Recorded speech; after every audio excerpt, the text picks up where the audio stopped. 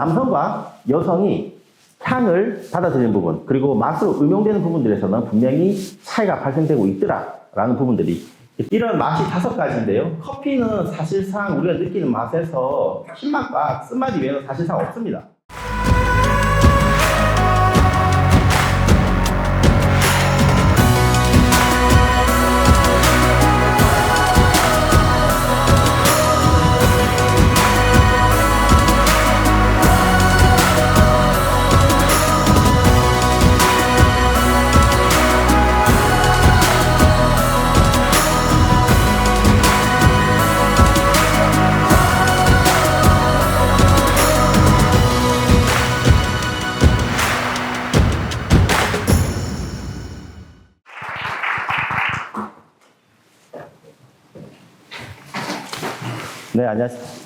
네, 안녕하십니까. 한방 소개받은 경상국립대학교 신현철입니다. 이렇게 수천 명에 달하는 많은 분들 앞에서 발표하기 위해서 굉장히 떨리는 마음인데요. 그래도 영광이라고 생각하고 즐겁게 발표하도록 하겠습니다.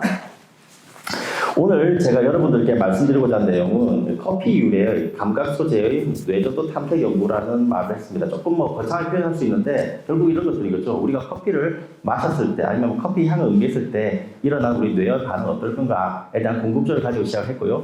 그런 내용들을 가지고 발표를 하도록 하겠습니다. 포인트가 안 되는 건 변경으로 이쪽으로 가겠습니다. 수년 전에 그 고티카라는 커피 브랜드에서 광고를 했었습니다. 거기서 나왔던 커피 멘트가 제가 오래 기억이 남는데요. 맛은 5가지지만 향은 수천 가지다라고 하면서 고티카 커피에 대한 부분들을 얘기한 적이 있었습니다. 잘 아시는 대로 사람의 맛을 느끼는 것은 5가지 맛입니다. 짠맛, 신맛, 단맛, 감칠맛, 이렇게 그렇죠? 짠맛, 단맛, 신맛 이렇게 얘기를 하겠죠. 이런 맛이 5가지인데요. 커피는 사실상 우리가 느끼는 맛에서 신맛과 쓴맛이 외에는 사실상 없습니다.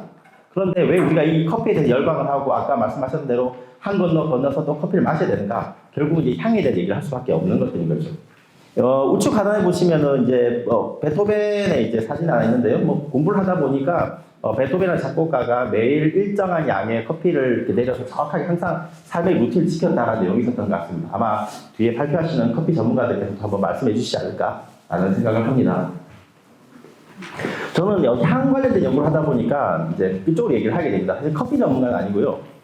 제가 늘 슬라이드 첫 장에서 많이 쓰이는 그림 중에 하나입니다. 보시면은 이제 여러분들이 잘 아시는 이제 배우의 사진이 나오는데요. 이 정유미 배우가 해외여행 갈 때마다 똑같이 하는 루틴이 있다고 합니다. 저도 우연히 알게 됐는데요.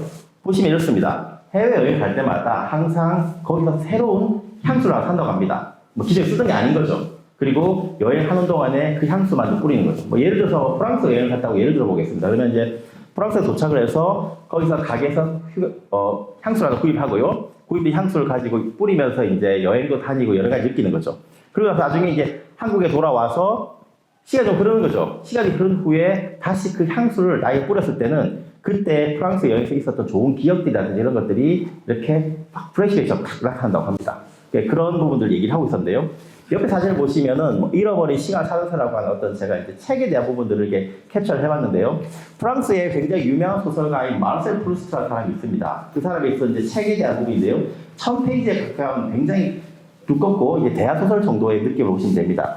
이 소설에서도 어떤 얘기를 하냐면은 주인공이 우연히 홍차와 그리고 마들렌을 이렇게 향을 맡으면서 어린 시절의 기억으로 되돌아간다라는 그 내용들이 있습니다. 그래서 지금 제가 이 2가지 내용을 말씀드렸는데요. 결국 향을 인지하는 과정에서 내가 어떤 예전의 기억들을 떠올리는 형태에 대한 부분들을 이제 경험을 하게 되는 것들이죠. 이런 경험들을 실제로 이 아랫부를 보시면은 이 마르셀 프루스트라는 작가의 이름을 따서 프루스트 효과라고 부릅니다. 즉 실제로 해당되는 부분들의 근거가 있는 것들인 거죠. 그럼 이것이 왜 그런 근거가 있느냐에 대한 부분들을 말씀드리면은 여러분 잘 알다시피 사람이 향을 느끼는 부분들에서 대표적인 기관은 코가 됩니다. 코에서 휘발성 성분들이 이제 코 속으로 가게 될 것이죠. 그럼 이제 코 속에 갔을 때 향기 성분들을 느끼는 이제 감각 수용체들이 그 화학물질과 결합할 때 것이고요. 그런 화학 수용체가 그 패턴을 만들어서 그 패턴들을 전기신호로 바꾼 다음 다시 뇌로 보내게 됩니다.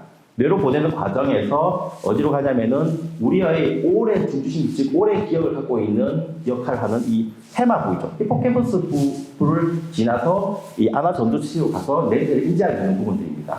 이러한 연구는 2004년에 노벨 생리의학상을 받으신 리차드 엑셀 교수님과 린다 버 박사님이 이러한 부분들을 찾아내면서 노벨 생리의학상을 받으신 거죠.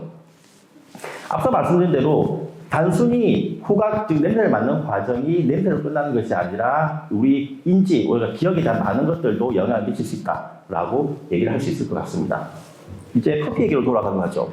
커피에 대한 부분에서 저는 사실 저 커피를 못 마십니다. 커피과학회 제가 운영위원 하고 5년째 하고 있는데 저는 커피를 못 마십니다.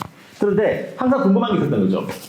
커피를 마실 때 우리가 만약 밖에 이제 비가 오고요. 창가에서 커피 한 잔 손에 들고 편안하게 커피 한 잔 들이킨다고 하도록 하죠. 그때는 우리가 좀 편안한 마음이 되지 않을까라고 저는 추측을 해봅니다.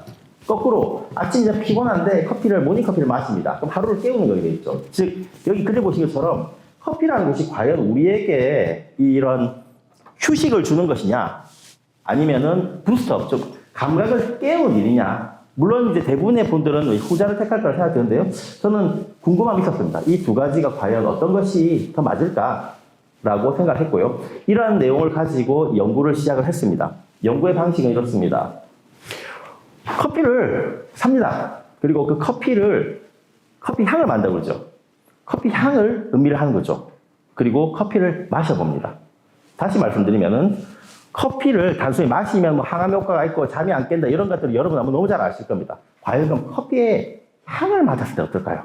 라는 질문을 가지고 이제 실험을 시작했는데요. 실험에 샘플을 사용했던 소재는 상업용으로 사용할 수 있는 아메리카노 커피를 직접 구매를 했고요. 그 다음에 실험에서의 향기 성분이나 맛 성분을 분석하기 위해서 가스 크로마토그래피, 즉 질량 분석기가 되어 있는 가스 크로마토그래피를 통해서 향을 분석을 하고 전자코를 통해서 향을 분석을 합니다. 그리고 전자혀라고 부르는 게 있거든요. 사람이 이제 사람의 맛을 보는 어떤 그런 미각신경을 대신 흉내를 내는 것들이죠. 이러한 방식을 통해서 커피의 향기와 맛 성분을 분석했고요. 그리고 사람 실험을 통해서 커피 향기를 음미하는 부분들, 그리고 커피를 마시는 부분들, 이 두 가지에 대한 부분들 차이를 사람의 혈압이라든지 혈류 속도라든지 어떤 뇌인지 반응에 대한 부분들을 추적하는 형태로 실험을 진행해 보았습니다.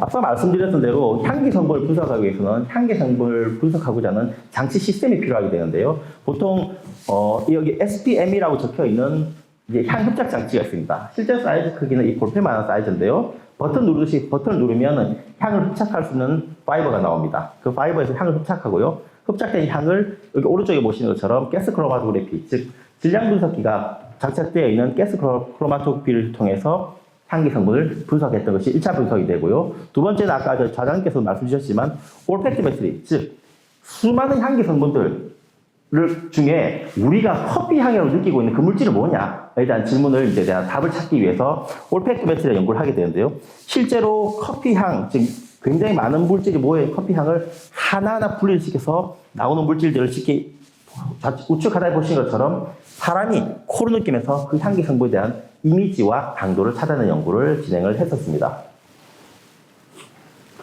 그리고 맛을 보기 위해서 이제 전자코라는 장비를 여기 좌측 상단에 진행했고요. 사실상 커피에 대한 부분들은 사람이 물론 이제 사람에서 실험할 수 있겠지만은 객관적인 부분들에 대한 판단이 필요하다 한다고 해서 전자혀를 실험했고 HPLC를 통해서 이런 이화학적 물질을 탐색했습니다.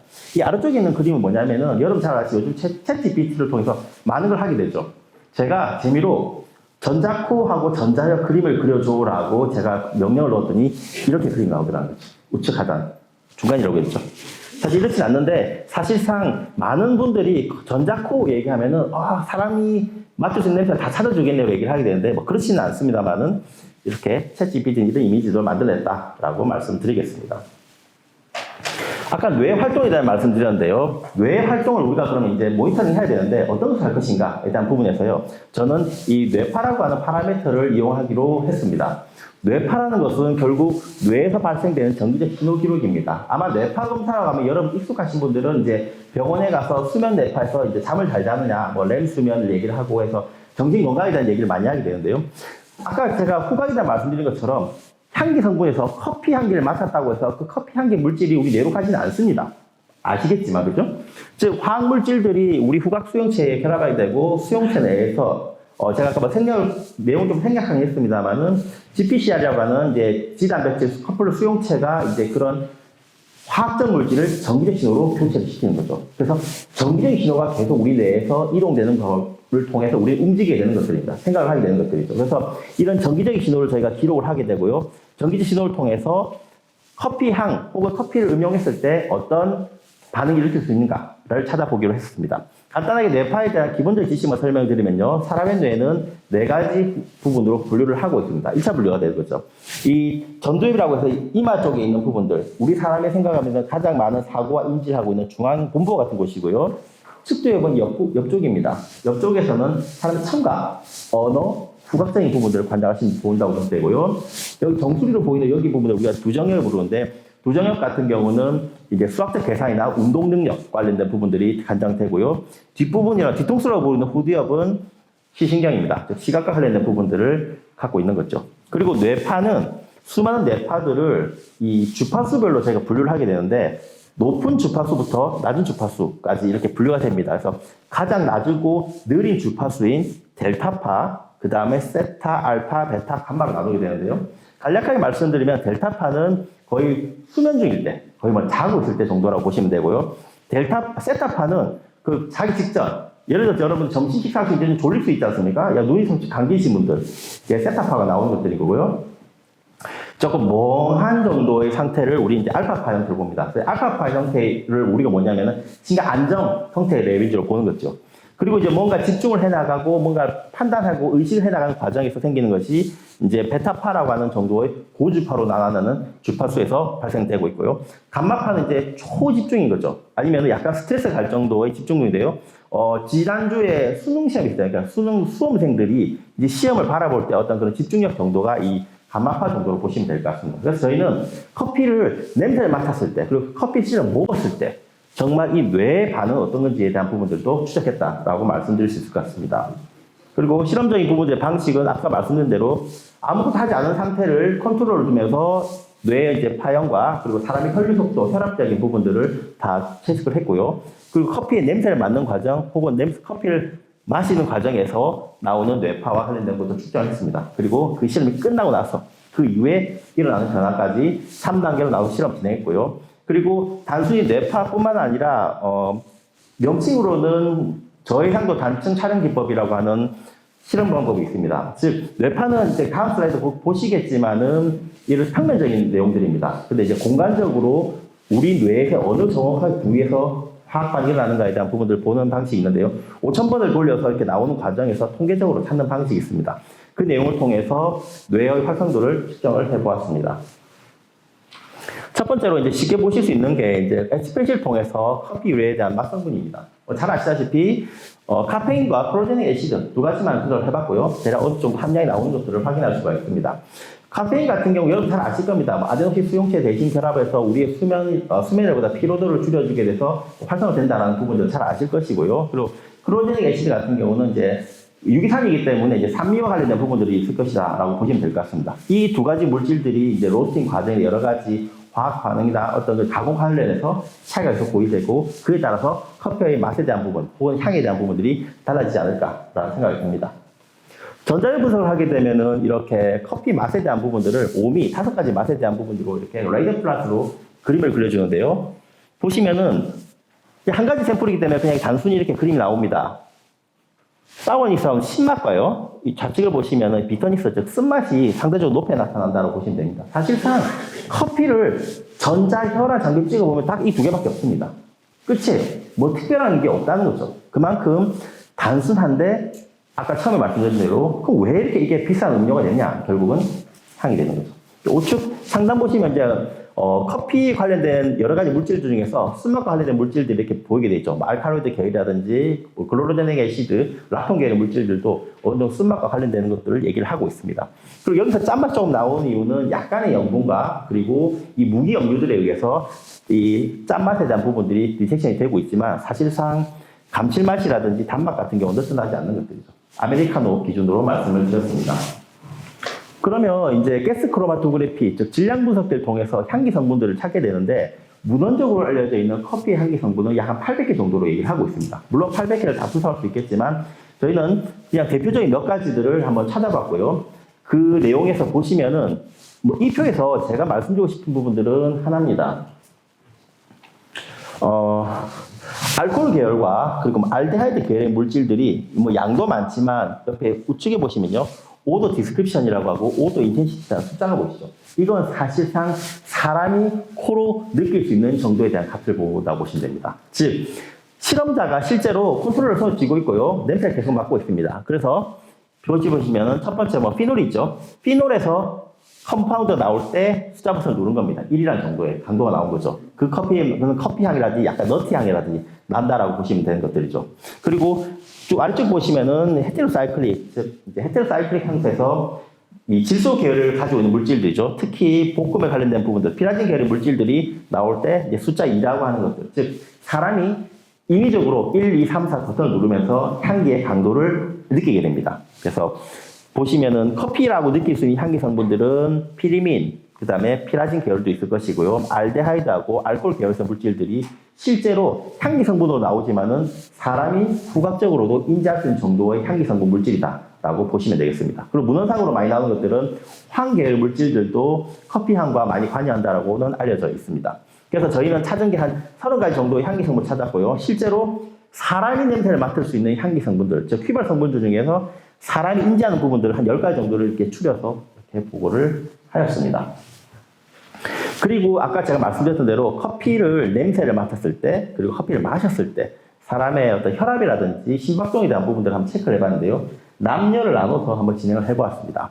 이 그림 보시면 마치 여러분들 주식 좋아하시는 분들 주식 차트처럼 보실 수도 있는데요.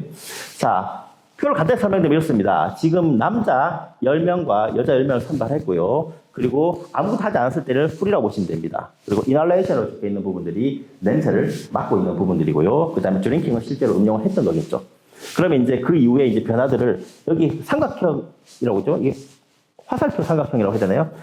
파란색으로 아래쪽에 있는 부분들은 뭐냐면은 냄새 맡기, 그러니까 컨트롤보다도 오히려 혈압이라든지 혈류 속도가 떨어지는 겁니다. 펄스 보시면요. 전반적으로 물론 좀 떨어지는 부분도 있고 상승되는 부분도 없지 않아 있긴 하죠. 그런데 여성의 경우 대부분 이 수축성 혈압과 이완성 혈압에 대한 부분들이 다 떨어집니다. 물론 일시적일 수 있는데요. 전체적으로 하강되는 부분도 있습니다. 물론 어떤 분들 이런 얘기겠죠. 나는 커피만 마시면 심박동이 뛰어, 심장이 뛰어서 잠이 안 와라고 하시는 분 많으실 텐데요. 그거는 이제 여러 가지 이제 얘기를 할 수 있겠죠. 우측에 보시면은 이제 심박동 같은 경우는 지금 10명 중에 한 절반 정도는 증가했었고요. 그리고 한 15명 정도는 감소되는 부분들도 있습니다. 물론 이건 일부의 이제 표준 일부의 데이터이기 때문에 일반화시킬 수는 없지만은 이런 형태도 나타나더라라는 얘기를 드릴 수 있습니다. 그럼 이게 왜 나타나느냐? 일단 부분들에 대한 질문을 이제 받게 되는 거죠. 여러분 알다시피 이 자율신경계에서 교감신경과 부교감신경에 대한 부분들, 학교에서 수업을 들으신 분은 뭐 잘 아실까 생각됩니다. 교감신경 같은 경우는 사람 일부가 좀 긴장을 했을 때, 뭐 초조함이 있을 때, 심박동이 뛰는 과정을 얘기하는 거죠. 보시면 동공이 확대된다든지, 침이 바싹 마른다든지, 수축이 막 증가된다든지, 위활동이 감소돼서 이제 긴장되면 배가 고프잖아요, 그죠? 그런 과정에 대한 교감신경이 있을 것이고, 좀 더 이런 부분들이 풀렸을 때, 편안해질 때는 이제 부교감신경이 이제 증가되는 거죠. 마치 이런 거죠. 면접을 가야 됩니다. 면접 가기 전까지 막 떨리겠죠. 심장 콩탕콩 뛰고 면접장 갔을 때 정신하고 없습니다. 그때 교감신경이 굉장히 활성화되어 있을 것이고요. 발표 다 끝났어요. 막 수고하셨습니다라고 해서 제가 들어왔을 때 마음 편해진다고 하면은 부교감신경 계열에서 부분들이 이제 더 증가되지 않을까 싶습니다. 즉 커피의 향을 맞는 부분들 그리고 실제 음용하는 과정에서의 어떤 신경 계열에서의 변화를 통해서 앞서 보여드린 대로 혈압이라든지 심박동 차이가 나타났었다라고 볼 수 있을 것 같습니다. 이제 다음 슬라이드에서 제가 보여드릴 부분들은 이제 실제 뇌에서 일어나는 뇌파에 대한 부분들을 보실 텐데요. 첫 번째 보인 데이터는 이제 간단하게 말씀드리면 이제 2차원 데이터입니다. 뾰족하게 보이는 부분들이 사람의 코가 되고요. 양쪽 귀가 됩니다. 그래서 마치 뭐로 보시면 되냐면은 이 천정에서 제 머리를 이렇게 찍는다고 하시면은 보시면 될 것 같습니다. 그래서 여기가 사람의 정수리가 되는 것들이죠.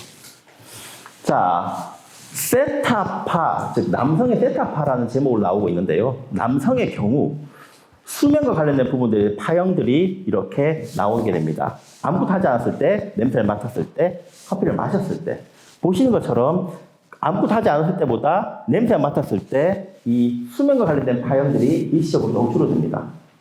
잠이 깨겠죠. 남성이 그런 경우가 생기는 것이죠. 그런데 그냥 커피를 마시는 거하고 또 다릅니다. 제가 이 타임에서 하나 말씀드릴 게 이게요. 향기가 이 정도면 마시면 더 큰 게 아니에요 라고 얘기할 수 있는데요. 커피 향을 흡입하는 것은 코를 통해서 아까 말씀드린 뇌의 사구체를 통해서 뇌로 가는 부분들이고요.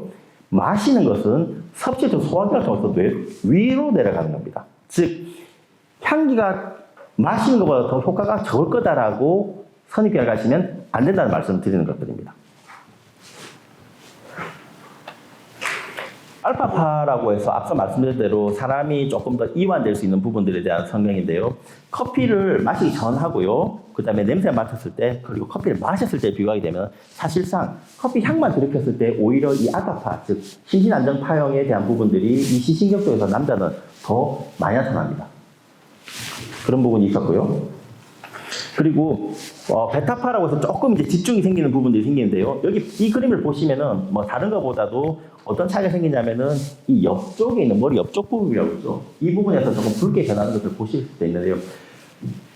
냄새를 맡고 뭔가를 이제 해나가는 과정에서 이 칡두엽은 앞서 설명드린 대로 언어, 그 다음에 청각, 그리고 후각 관련된 부분들하고 영향을 미치는 부분이 있는 것 같습니다. 그래서 이 옆쪽에서 드리킹 했을 때, 즉 마셨을 때 좀 차이가 나는 부분들이 보일 수 있었고요. 감마파 같은 경우도 좀 비슷한 패턴이 나옵니다. 냄새를 맡는 과정에서 조금 더 선명하게 나타나는 부분들도 있고요. 그리고 실제로 커피를 마셨을 때 일어나는 뇌화성 부위가 이 정면에 있는 인지 부위보다는 여기 측면에 있는 부분들에서 조금 더 변화가 나타난다고 보실 수 있고요. 이 변화가 뭘 의미하는지는 제가 뒷부분에 한 번 더 반복해서 말씀드릴 수 있도록 하겠습니다. 여성의 경우입니다. 여성의 경우 같은 경우는 커피의 냄새를 맡았을 때, 그리고 실제로 커피를 마시는 과정에서 일어나는 이 세타파, 즉 수면 관련된 파형이 조금 더 늘어나는 부분들입니다. 즉 잠이 깬다기보다는 오히려 조금 더 우리의 릴렉스 시키는 부분들로 가지 않을까라는 생각 좀 하긴 했었는데요. 알파파는 그와 다르게 오히려 이 시신경역 쪽에 있는 알파파들이 조금 줄어드는 부분들로 볼 수도 있을 것 같습니다. 사실 제가 이 파형을 가지고 계속 말씀드리고 있는데 조금 생소하실 수도 있을 것 같습니다. 근데 뒷부분에 좀 정리하는 부분이 있거든요. 그때 제가 조금 더 여러분들이 이해가 쉽도록 얘기를 해보도록 하겠습니다. 베타파, 즉 지금 조금 집중력이 생기는 부분들이 보시면은 지금 냄새를 맡기 전, 그리고 냄새를 맡았을 때, 그리고 커피를 마셨을 때 점차적으로 좀 변해가는 게 보이시죠? 남성에 비해서 여성은 조금씩 이제 커피가 드링킹 되는 과정에서 뭔가 변화되는 부분들을 볼 수가 있었고요. 감마파도 아까 말씀드린 대로 비슷한 패턴이 갑니다. 점차적으로 가는 부분들 좀 생기는 거죠. 그러면 왜 남자와 여자가 다른 형태를 보일 것인가에 대한 고민을 하게 되는데요. 사실 이건 정답은 없었고요. 저희가 판단하고 있는 부분들은 뭐냐면은 일상생활에서 향을 이렇게 음용하는 부분들에서 남성보다 여성이 좀 더 많을 것 같습니다. 음식을 만든다든지, 그 다음에 화장하고 향수를 뿌린다든지 이런 과정에 대해서 향을 노출되고 향에 대한 민감성들이 조금 더 낫지 않을까라는 부분도 있고요. 남성은 물론 사람마다 다르지만은 여러 가지 차이가 있을 것 같다고 생각합니다. 그래서 성별에 따라서 이런 향이든 맛을 드링킹을 하든 이런 과정의 차이는 어느 정도 좀 생기는 것 같다라고 보았습니다. 지금 보시는 그림은 사실상 아까 보여줬던 뇌파 그림에서 한 단계 더 나아가야 되는데요. 아까 5,000번의 그 리트라이를 챙기면서 단층 촬영하는 부분들입니다. 사람의 뇌의 그림이고요. 이 색깔이 말하는 것을 간단히 말씀드리면요. 빨간색은 먹었을 때 나오는 효과입니다. 파란색은 냄새를 맡았을 때라고 보시면 됩니다. 즉 파란색이 많으면 향이 지배하는 거고요. 빨간색이 많으면은 맛이 지배하는 겁니다. 자, 알파파, 즉 베스트 알파라고 표현을 하긴 했는데요. 즉 조금 심신 안정 관련된 알파파형에서는 남성과 여성의 뇌에서의 인지 반응에서 조금 더 여성 부분에서 조금 더 붉게 나타나는 부분들이 생긴다는 걸 확인할 수 있었고요. 베타 관련된 부분에서 베타에서 조금 더 세분화 나누어서 알파파에 가까운 부분들도 보시면은 남성과 여성에 대한 부분들이 차이가 나는 부분들을 볼 수 있을 겁니다. 지금 이 자리에서 제가 주어진 시간 한 25분 정도 시간 동안에 하나하나를 제가 다 얘기를 하긴 조금 시간상 문제 있기 때문에 간단하게만 제가 말씀드리는 겁니다. 즉 남성과 여성이 향을 받아들이는 부분, 그리고 맛으로 응용되는 부분들에서는 분명히 차이가 발생되고 있더라라는 부분들이 있다고 보실 수 있을 것 같습니다. 그리고 미드 베타라고 해서 조금 더 집중이 관련된 파형에 대한 부분들이 뇌에서 보시면은 여성의 비율들이 응용 과정에서 조금 더 나타나는 부분들도 있습니다. 그리고 뇌에서의 좌뇌와 우뇌가 되는데요. 보시면은 좌뇌 우뇌를 중간을 잘렸을 때 보시면은 이제 우뇌 쪽에서 굉장히 많은 차이, 즉 마셨을 때의 변화들이 좀 더 강하게 나타나는 것들을 볼 수가 있었습니다. 그래서 저기 중간쯤 잘랐을 때가 어디냐면은 아까 말씀드렸던 이 뇌의 변형계 쪽에 대한 부분, 시상 하부 쪽에 있는 부분들도 영향을 미치지 않을까라는 생각을 해봤습니다. 자, 지금까지 했던 이 그림들, 막 정신없이 나갔던 그림들을 이제 제가 정리를 해서 제가 다시 말씀드리도록 하겠습니다.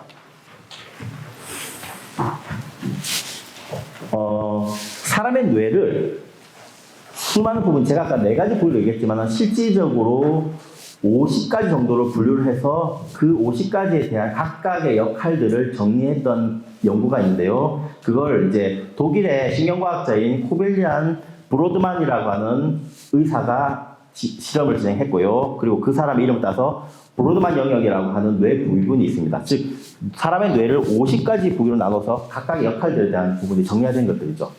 그래서 제가 한 것들은 뭐냐면 첫 번째 보시는 그림은 커피의 향기, 즉 커피를 마신 게 아니라 커피 그냥 냄새 맡는 거죠. 냄새 맡는 과정에서 일어나는 것들이 중요해요. 남성 같은 경우는 영역 번호 말씀드리면요, 뭐 37번, 20번, 36번 있고요. 여성 같은 경우는 27번, 30번, 35번이 있습니다. 그 영역대 부분들을 제가 이렇게 동그라미 표시를 하고 있습니다. 그럼 이제 이걸 뭘 말하느냐? 일단 얘기하게 될 텐데요. 사람의 뇌 부분에서 37번과 20번, 36번, 즉 남성의 경우 이제 템포럴 로브라고 해서 옆쪽 있죠. 뇌 옆쪽에 대한 부분들, 이쪽에 있는 부분들입니다. 그래서 부위 이름은 퓨지폼 자이러스라는 부분이 있고요. 여성 같은 경우는 림빅 로브, 림빅 로브가 뭐냐면 변형계고요. 변형계 내는 사람의 감정적인 부분들, 아까 얘기했던 히포캠퍼스와 같은 해마가 있는 부위에 대한 부분들이 분명하게 변화가 나타났다라고 보시면 될 것 같습니다. 그래서 여성의 부위 같은 경우는 파로 히포캠팔 자이러스라고 하는 위치가 유의적인 변화가 일어났다라는 것들이죠. 커피에 의해서, 커피 향에 의해서. 그래서 이 내용을 조금만 더 간략하게 말씀드리면 이렇습니다. 커피 향기를 흡입했습니다. 냄새 안 맡은 거죠. 이때 일어나는 대표적인 변화가 아까 브로드만 영역 37, 20번, 36에 있는 저기 동그라미 표시되어 있는 부분이고요. 퓨지폼 자이러스라고 해서 방추형 이랑이라는 이름으로 쓰고 있습니다. 이 위치가 하는 역할들은 뭐냐면은 사람의 시각을 볼 때 색깔 인지되는 부분입니다. 반대쪽 방향을 보는 형식대로 색깔 인지가 되는 것들이고요. 그리고 사람의 얼굴이나 신체 인식을 해당하는 부분들입니다. 그래서 우울증 환자에게서 부정적인 얼굴을 보여줬을 때 방추형 이랑 이 위치가 활성이 변화가 되고요. 이걸 가지고 우울증 관련된 부분들도 이 신경과학에서는 이렇게 확인을 하고 있습니다. 그리고 앞서 말씀드렸던 여성의 영역에서 브로드만 영역 27번, 30번, 35번은 파라히포캠팔 자이러스라고 영역인데요. 이 영역이 어떤 영역이라면 지금 보면 우측 상단을 보시면은 27번 영역 보시죠. 동그라미 친 부분이 있습니다. 제일 처음에 제가 말씀드렸던 브로드만 영역을 브로드만이 그 효과라고 했죠. 프루스트 효과. 프루스트 효과에서 즉 기억과 후각과 관련된 내용을 하는 부분들이 위치가 되는 부분입니다. 그래서 히포캠퍼스, 즉 해마를 둘러싸고 있는 피질에서 커피의 향을 맡아서 일어나는 기억들입니다. 해마와 함께 기억을 저장하고 장기 기억을 형성하는 부분들이 된다는 겁니다. 그래서 결론을 말씀드리면은 커피의 향에 의해서 여성의 경우 프루스트 이펙트가 남성보다 더 먼저 일어나는 것들입니다. 기억이 떠오르는 거죠. 뭐 옛사랑이 생각날 수도 있고 좋았던 기억이 생각날 수도 있겠죠. 그런 기억들과 함께 반응이 일어난다라고 보시면 될 것 같습니다. 그럼 이제 커피를 마시면 어떡하냐? 이제 두 번째 질문 나오겠죠. 커피를 마셨을 때 남성과 여성에 대한 부분입니다. 이제 그걸 보신 것처럼 브로드만 영역 4번, 2번, 40번과 2번, 3번의 영역들이 주로 남성, 여성 고르게 분포가 됩니다. 어느 부위냐면은 지금 보시면 여기 부위인데요. 이 두정역이라고 해서 머리 윗부분입니다. 윗부분은 뭐냐면은 주로 우리가 알다시피 아까 말씀드렸죠. 뭐 수학적 계산, 운동 관련된 부분도 있겠죠. 그래서 그런 관련된 내용들을 조금 더 찾아보니 커피를 마셨을 때 브로드만 영역 2번과 3번입니다. 포스트 센트럴 자이러스라고 부르는데요. 실질적으로 프라이머리 소마센서리 콜텍스, 즉 우리 몸에서의 어떤 그런 운동이라든지 감각적인 1차 센서리 파트가 되는 것입니다.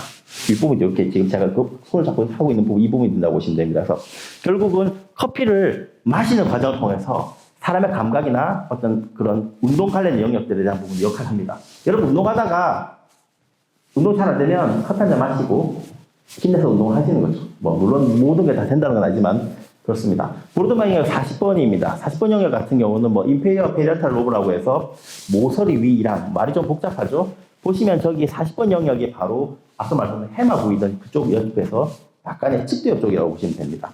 이 역할을 하는 부분은 뭐냐면은 말의 뜻을 구별하는 최소 단위 의문을 처리하고 감정 반응을 역할을 하는 이 부분이 됩니다. 이 영역을 우리 뭐라고 하냐면 베르니케 영역이라고 부르는데요. 아마 여러분들 아마 생략 수업 들으신 분들 아마 아실 거라고 생각됩니다. 베르니케 영역은요, 뇌 좌반구에 위치하는 특정 부위입니다. 청각과 시각으로 전달되어 있는 언어 정보를 해결하는 부분, 즉 언어 관련된 부분들을 하는 영역, 뇌 부분을 얘기하는데요. 이 영역이 커피를 마시는 과정에서 증가하더라는 거죠. 물론 일시적인 증가일 수도 있는데요. 어느 정도 변화가 나타난다라고 보시면 될 것 같습니다. 지금 보여준 그림들을 조금 더 제가 정리해서 말씀드리면은 사실상 사람에 따라서 어떤 사람은 고주파 영역이 발달할 수 있고 어떤 사람은 저주파 영역이 발달할 수 있다고 생각됩니다. 그리고 사람마다 물론 영역의 차이에 의해서 그 역할이라든지 기능이 다를 수 있다고 생각하고 있고요. 일부의 몇 명을 가지고 실험하는 부분이기 때문에 정확하게 이걸 일반화하지는 저는 않습니다. 뭐 커피를 마시면 무조건 공부를 잘해요 라고 하지는 않습니다만은 제가 오늘 이 연구를 보여드렸던 이유는 뭐냐면은 커피라고 하는 상품을 단순히 항암 효과와 그런 생리적인 부분에 대한 얘기를 할 때, 그죠? 그런 역할에 대한 연구들이 굉장히 많이 진행되어 있고, 많은 부분들이 이제 확립되어 있습니다. 그런데, 이제는 커피의 향기 성분을 맡는 과정, 즉, 사람의 감각과 관련된 부분들도 한 번쯤은 우리가 같이 고민해 볼 수 있지 않겠는가라는 생각이 들고요. 이 연구 시스템 통해서 우리가 뭔가 커피에 대한 부분들에 대해서 계속적인 연구를 해 나갈 테고요. 커피 전문가들이 계실 테니까요. 그런 커피들이 실질적으로 만들어진 향기 성분에 대한 부분들도 많은 연구를 할 수 있지 않을까라는 생각이 들었습니다. 그래서 본 연구는 사실상 저희가 2014년에 푸드 케미스트 저널에 논문을 이제 쪽을 했고요. 개정 확정이 된 상태입니다. 그래서 그 개정된 확정 연구의 일부만 제가 오늘 시간 일부만 가져온 것들인데 그래서 아마 2025년 내년 상반기에 이제 뭐죠? 풀스토리라고 그러죠? 완전 전체에 있는 논문들을, 내용들을 확인하시면은 그 내용에서는 뭐가 포함되어 있냐면은 사람의 아까 성별에 대한 부분들, 그리고 뇌에서의 파장에 대해서 좀 더 세밀하게, 그리고 좀 더 디테일한 부분들에 대한 내용들이 설명되어 있기 때문에 아마 보실 수 있지 않을까 생각합니다. 아직 인쇄는 안 돼가지고 제가 가져오지 못했습니다. 마지막 슬라이드는 이 슬라이드를 통해서 제가 마무리할까 합니다. 보시면 굉장히 많은 셀럽들이 보이시죠? 뭐 저도 사실 이번에 뭐 잘로 찾다만 알게 됐는데요. 많은 유명한 사람들이 커피를 굉장히 좋아했었고요. 어떤 사람들은 커피 자체가 언어라는 부분들, 내 삶은 커피다. 그리고 그죠? 커피가 없었다면 내게는 어떤 개성이 없었을 거다라고 하는 정말 커피를 좋아하시는 분들이 많은 것 같습니다. 그래서 과연 이 커피에 대한 부분들을 앞으로 우리가 학회를 통해서 많은 연구를 해 나가시고요. 지금 여기 계신 전문가분들이 해 나가실 거라 생각이 드는데요. 저는 아까 처음 말씀드린 대로 커피 전문가가 아니기 때문에 커피에 대한 말씀은 되게 제가 좀 아끼고 있습니다. 앞으로 여러분께 계신 분들이 이런 많은 연구를 해서 더 많은 사람들이 커피와 그 삶을 영위할 수 있는 생활이 됐으면 좋겠다는 생각으로 오늘 발표 여기까지 하도록 하겠습니다. 감사합니다.